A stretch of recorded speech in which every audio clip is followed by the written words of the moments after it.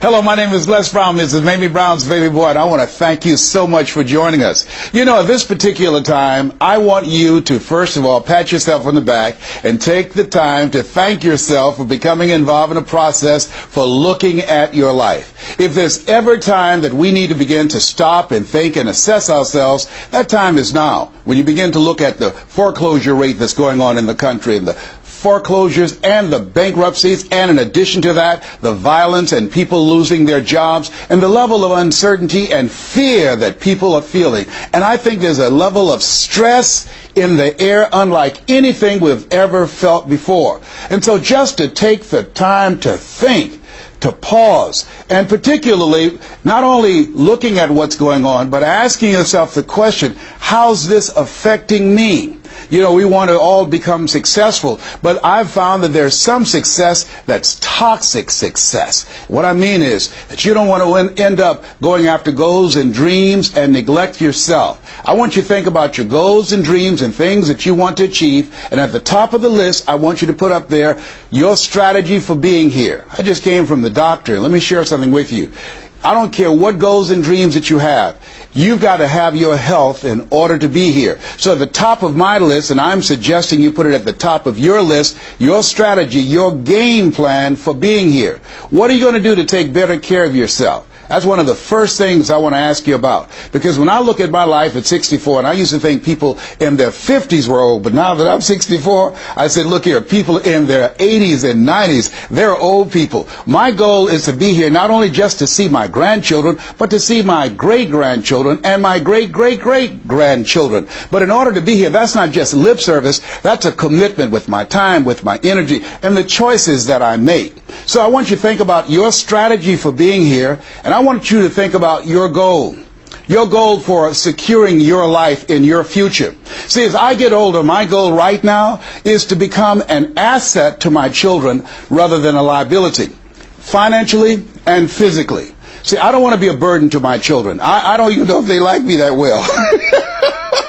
See, I love my mama. My goal and dream was to take care of my mother. I did that. I brought her a home. I took care of her until she's 89. But children, they're different today. These are different type of people up in here. You don't know what this generation might do. Now, I know they say, Dad, we love you, but I really, really want to stay in good shape and take care of myself because I don't want to be around the house and my kids saying, look here, who's going to take care of him today? All he's doing is sitting around talking to himself, talking about, yes, I can, and yes, I will, talking out of his head. No, I don't want that kind of party for me.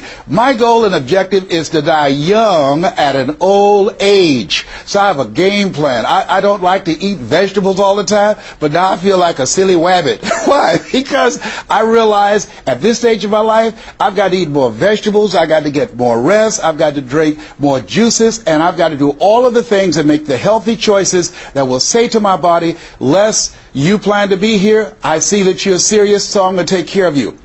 I do 160 push-ups every morning nonstop. Why? I couldn't do that at 15 or 20. But at this stage of my life, I've got to do those kinds of things in order to challenge my body, to stretch my body, and to indicate I plan to be here. What's your plan? What's your goal? Because if you don't have a goal for being here is not a given. When I was a kid, we used to go to funerals of old people. I can't tell you how many young people whose funerals I've gone to. I can't tell you how many. And so, and there's something about between 40 and 60. I don't know what it is about that period in time. Between 40 and 60, if you're approaching 40, I can tell you, and you already know, life begins to intensify. Things happen to you, and things happen to people you care about. Between 40 and 60, if you can make it through that period, you can take a deep breath, because most people don't make 60. Most people don't. And why? And I think it's because people just take it for granted that they're going to be here. So I want to share with you some goals and strategies as you think about your goals. I want you to visualize yourself having optimal health, having your right mind. I used to ask my mama, Mama, every Sunday you stand up in church and other older members of the church say, I want to thank the Lord for waking me up in my right mind this morning. Why do y'all say that all the time? She said, don't worry, son. You live long enough, you'll find out. She was absolutely right. I went in the room the other day to find something. I got in there, and I couldn't remember what I was looking for. I came out, I remembered what I was looking for. I went back in, I found it. Then I couldn't remember why I was looking for it. One of my children said, Daddy, you need some ginkgo biloba. I said, what's that? She said, something for your memory. I went down to the health food store. I was walking around. The lady said, may I help you, sir? I said, I forgot why I'm here. She said, you need something for your memory. I said, I know. So they took me over to a little section, and I bought the stuff, and then I took it home. Now, I can't remember where I put it. So when I got up this morning, I said, I want to thank the Lord for waking me up in my right mind this morning. See, if you woke up in your right mind this morning, that's a good thing. I called a friend of mine the other day, Miss Williams, said, Miss Williams, how you doing? She said, baby, I'm doing good. She said, I went to the bathroom by myself, not all myself. I said, too much information, too much information. Let me tell you something. But that's a good thing. I know about that. I've been in the hospital. I know what it is not to be able to move. I know what it is to have back challenges. I know what it is to be in pain. So this thing called life, you've got your health. Let me share something with you. That's a good thing. A friend of mine, Bishop T.D. Jakes, said, if you got a problem man or money can solve, you ain't got no problem. I can agree with that. And I learned some things going through that experience. And really, I should say, growing through that experience. My goal at that time was to be here. And trust me, it's better be seen than to be viewed. Are you feeling it, brother? Up in here, up in here. So I want you to think about your goals and dreams. And here's what I want you to do right now. I want you to say to yourself, it's possible. It's possible. And I want you to follow along with this process. As you think about your goals and dreams, I want you to write this down. I'm going to give you some strategies to maintaining this possibility mindset. I want you to write down mindset maintenance. Mindset maintenance. Let me share something with you. The easiest thing that I do every year is to live my dream. That is, helping people to realize their potential, to step into their greatness, challenging themselves, reinventing themselves, to start their own businesses. I've helped over 400 people earn millions of dollars.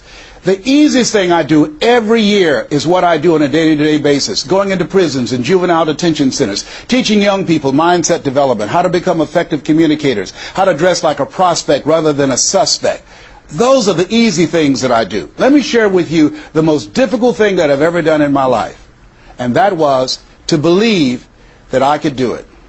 That's the most difficult thing that I've ever done in my entire life. To believe that I, Les Brown, who was born in an abandoned building on a floor in a poor section of Miami, Florida, with a twin brother. We were adopted. We were 6 weeks of age by Mrs. Mamie Brown, and I called myself Mrs. Mamie Brown's baby boy. All that I am and all that I ever hope to be, I owe to my mother. I saw a sign once that said, God took me out of my biological mother's womb and placed me in the heart of my adopted mother.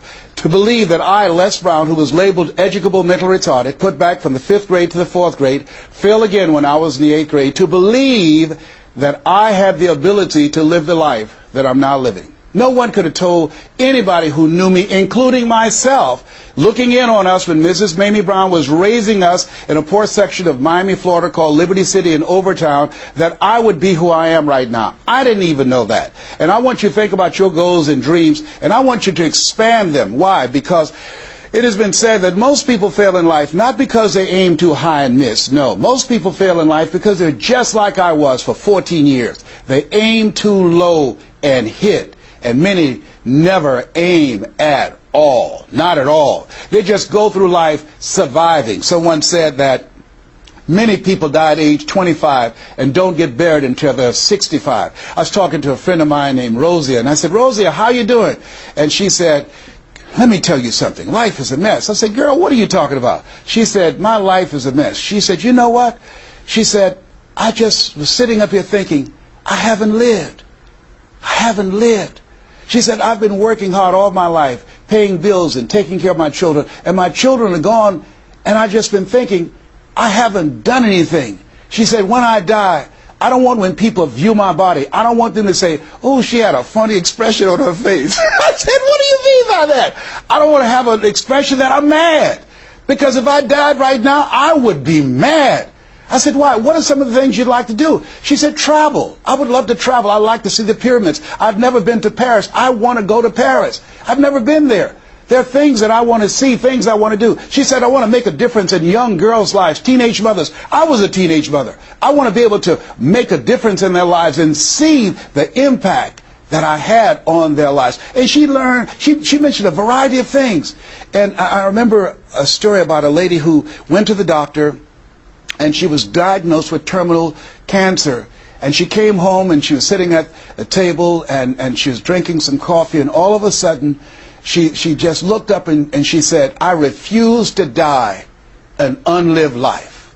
I refuse to die an unlived life." And she decided that she was going to live. That up to that point, her life was for her family, for her children, for her husband, but she had left herself out of the equation. Have you ever done that? I remember at a period of my life I was going to work, and I was working on a job that I hated, and at the same time I was praying that I wouldn't get fired. I was praying that I wasn't laid off. I was miserable. Nobody was holding a gun to my head, but I showed up every day, and I used a flimsy excuse. Well, I got to pay the bills. I've got a car payment I have to pay. I have a family. I have children. I have a car note, and I have a mortgage note I have to pay. I've got to survive. I was showing up for a paycheck. Ladies and gentlemen, that's not living. And a friend of mine said, "You know when people change?" And I said, "No." He said, "When they get to the point when they say, 'I've had it. I've had it.'" I think the only reason that you're listening to me right now, the only reason that you're watching this webinar, that there's somewhere in your heart of hearts that you've said, as you looked at your life, you said, "I've had it." And not only have you said, "I've had it," but you said also in your heart of hearts, "I can do better than this." And let me share something with you. You can. Because if anybody told me, and I'm going to share some things with you that I've done, not for the purpose to impress you, but to impress upon you what the possibilities are when you work on your mind and have mindset development. Because I've found that how people live their lives is a result of their state of mind. It has been said, you don't get in life what you want, you get in life what you are. So part of the process, number one, is expose yourself to positive messages. See, what I'm doing right now, I'm distracting the story that's going on in your head right now. How you live your life, how I live my life, how all of us live our lives is a result of the story we believe about ourselves. And most of us are born into stories. I was born into a story where we were poor, but we didn't know it. I didn't know we were poor until I got on a bus with my mother going to do domestic work on Miami Beach. And when we crossed the Venetian Causeway and I saw those big, beautiful hotels, and I was in the homes with my mother making up beds and cleaning, and we ate the food left over from the families that she cooked for. And we wore the hand-me-down clothes of the children that she kept. And I kept saying, "Mama, what is it, boy?" As we got ready to pack up to go back home and to Overtown and Liberty City and all the poverty and filth and the violence there, I was saying, "Why can't we stay here? Why can't we stay here?" She said, "Leslie, we can't." "Why?" "Because we can't." "Why, Mama? Why can't we?" She said, "It's just the way it is. Now shut up." And I kept saying to myself, why is that the way that it is? And I guess I was okay for Wesley and Margaret Ann and Leonard and Angelo and Sharon and Linda, but it wasn't okay for me. I was curious. I wanted to live like Mr. Swiderski lived. I wanted the big car that he had. I wanted that big home that he had. We lived in a 2-bedroom apartment. It was 7 of us, plus Mama.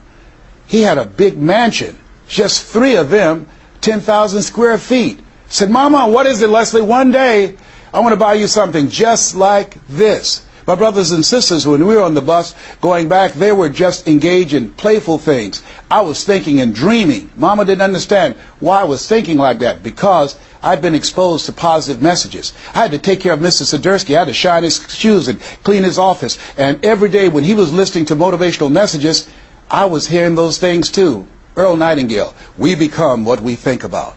All of us are self-made, but only the successful will admit it.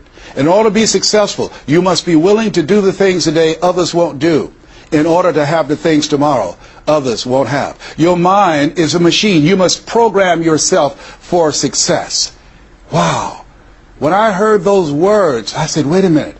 I can program my mind for success. I can program my mind for wealth. You can too. Trust me. I've earned over $55 million in the last 28 years. Anybody told me that I would be doing what I'm doing right now? I spoke recently in Sweden. They paid me €40,000 for an hour speech. I had no idea that this Les Brown that you now see have the ability to do that. I used to work for the Miami Sanitation Department as a garbage collector. I used to be a janitor. I used to do door-to-door sales. I used to work for Sears in Miami on Biscayne Boulevard. I had no idea this Les Brown that you now see had the ability one day to give lectures at Harvard or Yale or Dartmouth University. I had no idea that this Les Brown existed. I don't tell you that to impress you, but to impress upon you. There is more in you. Simba, there's more in you than you have been expressing. All of us have seen Lion King, some great symbols in there. And I say to you, there's more in you right now than's represented in your bank account. There's more in you right now that's being reflected by your life right now. Your life is not a true reflection of your potential. You have greatness within you. You have the ability to do more than you can ever begin to imagine. There's a reason that my favorite book says, as a man thinketh, so is he. And as he continues to think, so he remains. In order for us to begin to break into that level of greatness that we have within ourselves, you have to make a conscious choice every day to expose your mind to positive messages. So I put myself on a regimen. I do this every day, and I suggest that you do it. Write this down. Number one, listen to motivational messages every day. If you have Choosing Your Future, a set of tapes, the CDs that we produce, or Creating Your Greatest Life, I guarantee you, if you do what I'm sharing with you right now, for 6 straight months, every day, your life will never be the same again. I guarantee it 100%. You listen every day for 1 hour to Creating Your Greatest Life, any of those messages, because faith comes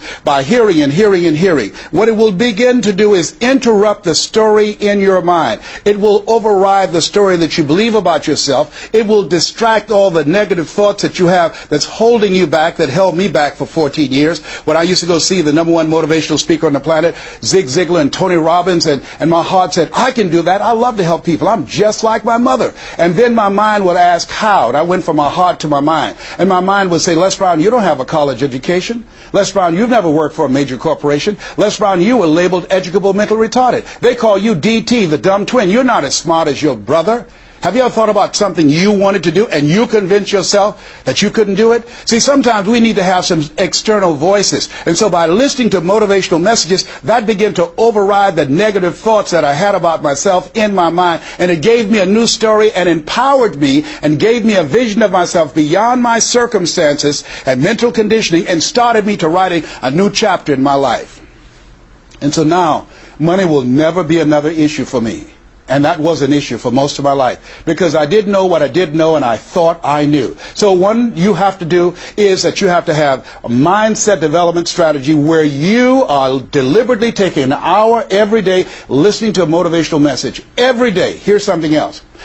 Read 10 to 15 pages of something positive every day. Why? And read it with conviction and stay focused. 10 to 15 pages every day. This is 7 days a week? Absolutely.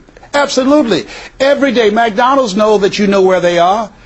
Burger King know that you know where they are. But every day they have some advertising. They have billboards. They have radio. They have television. Why? Because by exposing you to those messages, that will begin to impact your behavior. And it will drive you into the place to purchase what they're advertising. Now you're advertising for your greatness. And faith comes by hearing and hearing and hearing and hearing. So you want to listen to positive messages every day. You do this, I'm telling you, your life will never be the same again. And read 10 to 15 pages of something positive every day. I read 2 to 3 books a week. Why? Because I have goals and dreams of things I want to achieve. I want my life to count. I want to make a greater impact. At this stage of my life, I'm working on my children's education. A good man leaves a legacy for his children's children. So I'm working on their education at this point in my life. And as I begin to look at myself, in order to achieve more and to do more, I know I have to work more on my mind. And let me give you an example how this works. The most money I've ever earned in an hour and a half, $260,000. That's the most money I've ever earned in an hour and a half. A lot of people work a whole month and don't do that, or 6 months. Then, here, and this is the next thing I want you to do. I want you to look at your relationships, and I want you to upgrade your relationships. See, MIT did a study, and this study indicated that you earn within $2,000 to $3,000 of your closest friends.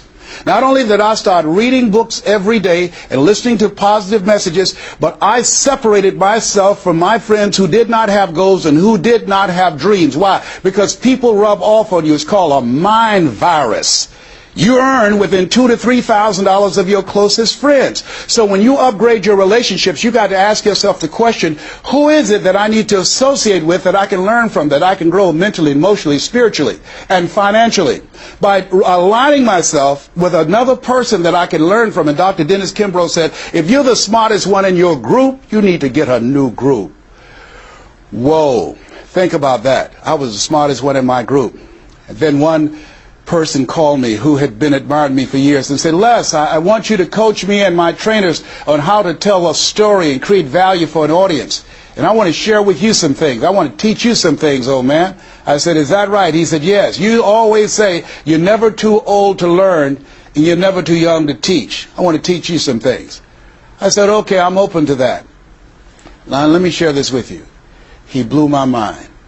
The most money, as I mentioned to you, I've ever earned, speaking to over 8,000 people in Salt Lake City, Utah, $260,000. I did an event with this individual, just over 500 people, because of what I learned from him, because I upgraded my relationships.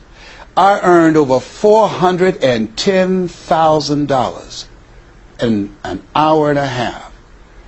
I was excited, but I was also depressed, because I've been speaking for 28 years. And I started thinking about all the money that I left on the table, all the hotels and plane rides, all of the audiences I spoke to, all of the money that I missed out on because I didn't know that I didn't know, and I thought I knew. I was a big fish in a small pond. I can't tell you, if you don't get anything else, you have to look at your relationships and you've got to ask yourself the question, what is this relationship doing to me?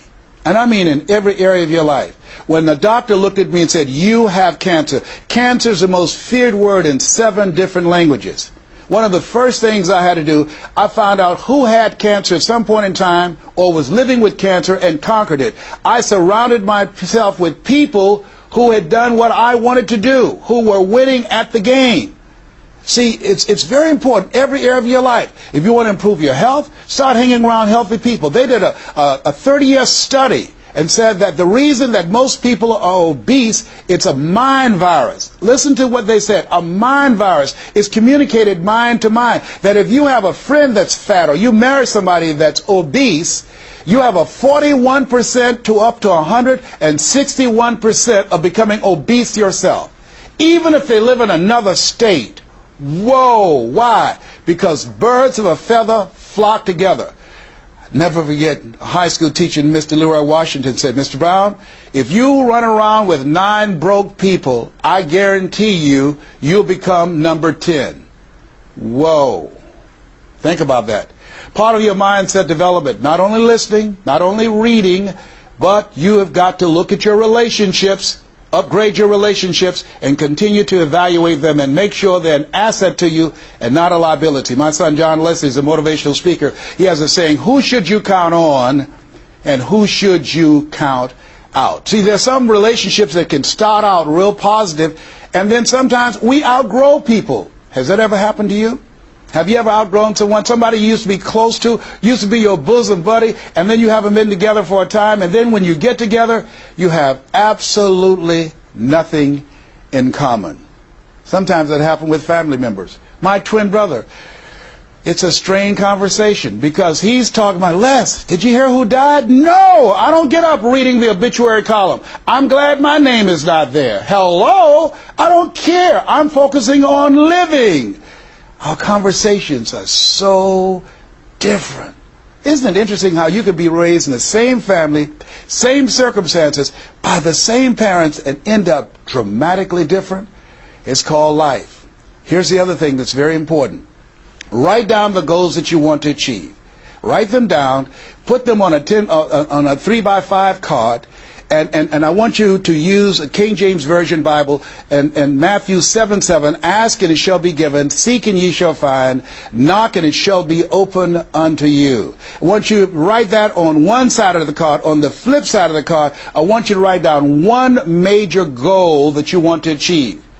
And you want to read that 3 times a day. 3 times a day. What are you doing? You're hypnotizing yourself. And you're dehypnotizing yourself. What you're doing is you are dispelling the myths and all of the spells that you're living under. I think that a poverty mindset is a spell.